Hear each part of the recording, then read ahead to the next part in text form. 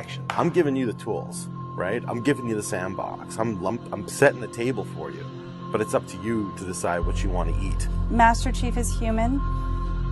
He's not a machine. He's not a set of armor with a big weapon. He's a human with resilience and courage. You know, and I was so looking forward to this moment because for Master Chief, you know, the stoic soldier, the man of few words, all that. But there was this progression, you know, in terms of his emotional side, even through the first 3 games. But this was going to be the great leap. What happens when that soldier starts to discover his humanity? We had to create a situation that was going to knock him out of his comfort zone. The Master Chief has settled into this comfort zone of being the hero. You know, it's interesting. Early on, we talked about the hero's journey, and like, how do you have a hero's journey when he's already a hero? What are the sacrifices that you need to make in order to preserve something as precious as humanity? The journey is the important part. The growth is the important part. And so really, where does he still need to go as a human? That became the key to not just the story of Halo 4, but the entire trilogy. We're really examining what sort of burdens a Guardian carries. In a lot of ways, the story that we're telling with Halo 4 is about putting Chief in circumstances where he's forced to change. He's forced to take stock of himself. In a way, Chief is a Guardian. Cortana is Chief's Guardian. The Forerunners were the Guardians of their own universe, and they might have to make a decision that not everyone is going to agree with and that some people might condemn.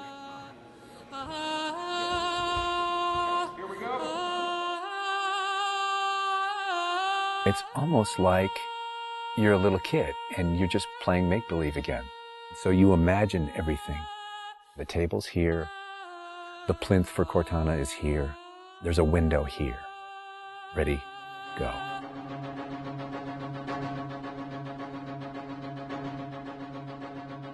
How can we immerse the player even more in this world that we've built around them? I'm not doing this for mankind. How can we have Chief have to deal with his own humanity? Everything had to be predicated by what the character needs were and what direction the characters needed to go in. The art direction specifically for Halo 4 isn't about creating an emotional tone for Halo 4, it's about creating an emotional tone for every single moment and experience that the player needs to understand. Similar to what we said is that, you know, we build what we need to see. We can't look too far this way or it starts to fall apart. But back in here, things are looking good. Film is like, I'm going to create something and it's going to be awesome and I'm going to polish it and I'm going to own it, but I'm going to share it with you, which is very different than game storytelling, which is I'm going to give you all the tools, I'm going to give you all the possibilities, and it's up to you to discover it. Answering questions and answering the directions that the narrative had already taken defined the path forward for us as we started to tell the story. We're always telling these huge, big stories. We've got Infinity, it's the biggest ship that has ever been launched. We've got Requiem, which is like the biggest Forerunner artifact we've ever found. But in the middle of all of that, we've got this very small personal story between Master Chief and Cortana. You tell a story with every detail that you put into a game. Immersion is really what allows somebody to believe your universe and also to become emotionally caught up in your universe. Ready to get back to work? I thought you'd never ask. How do we make sure the sights and the sounds and the things that they're feeling as a player inhabiting that suit really comes through more clearly? And you know, technology has allowed us to do that with much higher fidelity than back in the CE days. Okay, so those are definitely bigger ones. Yeah, those start to get. Just because we've got more people. Let's roll video. Yeah. So this will be just video and audio only, no face, no mocap. In that case, you won't mind if we return the favor. As we design these things, we put together the best plan. Until it actually touches an actor, it lacks humanity. Having the ability to work with the actors on stage, capturing their face, body, and voice at the same time, really gives us an opportunity to create an immersive experience for the actors. Working at Giant, we could have at least 8 actors in the same volume at the same time. So the objects that they're acting around and the people that they're acting with, against, through, and toward are there in the scene with them, and it makes a huge difference. We sent out a breakdown for the characters and how we wanted them to feel. We ended up getting 80 or 90 submissions back through our casting team. Casting for the Master Chief is tough. You need a performer that has a really raw physicality to him, and yet he has to, within the confines of this suit, be able to relate and relay emotion. I like to express myself. I freely do it. I wholly do it. I enjoy it. And so pulling back on all of those instincts is what's required to play him. Imagine that translating to a 3D model with huge armor, and making sure the personality of Chief's movement comes through that armor was really critical. And that really came down to Bruce's acting, his physical stature, and really his physicality as he went through all of the performance. You'll never see his face or hear his voice, but all of the other actors that are playing off of him have received so much from him in their performances, and I think that they would all agree with that. This is the low-res asset of Chief. We were afforded a little bit more budget since he's our hero. From the art process, storytelling is just about engaging the player. You don't have to answer any questions. You don't have to take them through a lot of loops of feeling. If the player is engaged, I think you've got the start. So Master Chief's a difficult one because he's a dude in a helmet. There's such a, particularly in science fiction, such a fantastic history of people being completely realized as people without having their face as a tool. For us, it's making him feel like a real person. We have a nude male sculpt, and then from there we sculpt it on physically, a tech suit. And on top of this guy is when we spend time just doing all the details and trying to add some of that functionality, even little bits here and there like Braille, and this just reads 117.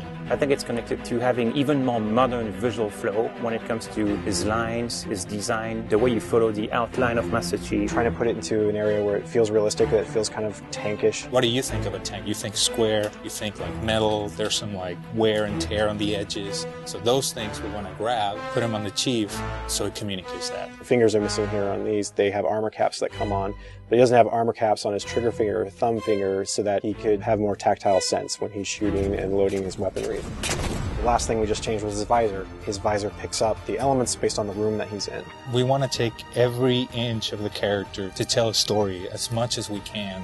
Above all, he still needs to connect to the player, and they still need to understand him as being that character. It's somebody who's been very loved over the last 10 years.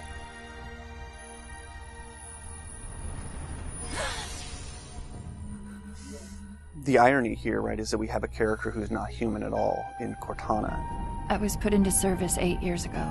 She is the most human character that we have in the story. Right? She's struggling with her own mortality.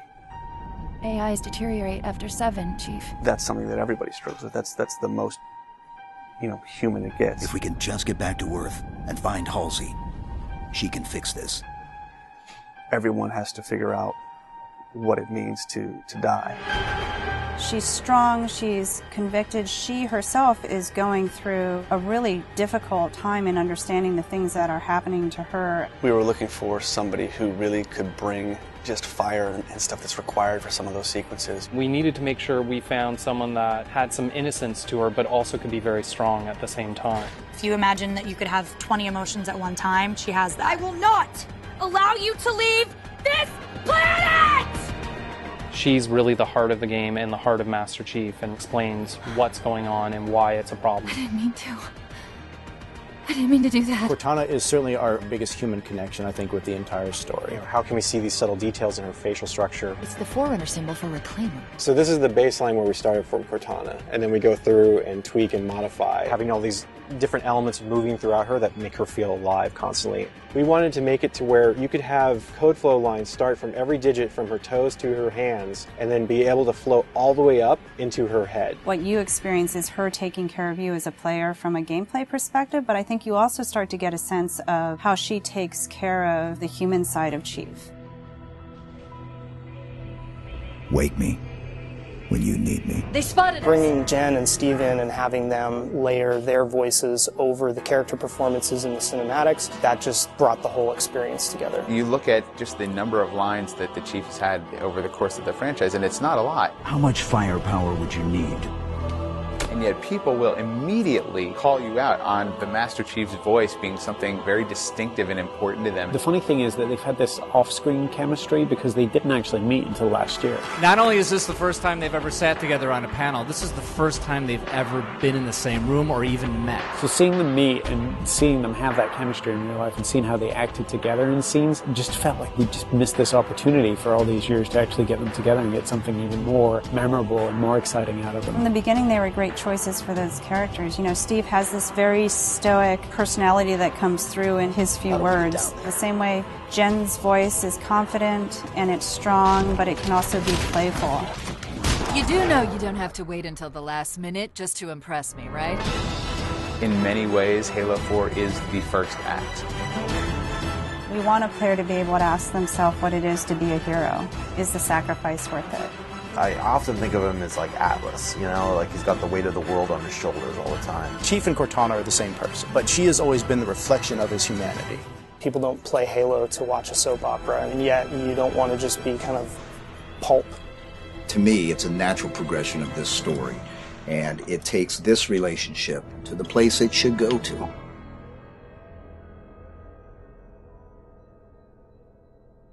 Don't make a girl a promise you can't keep.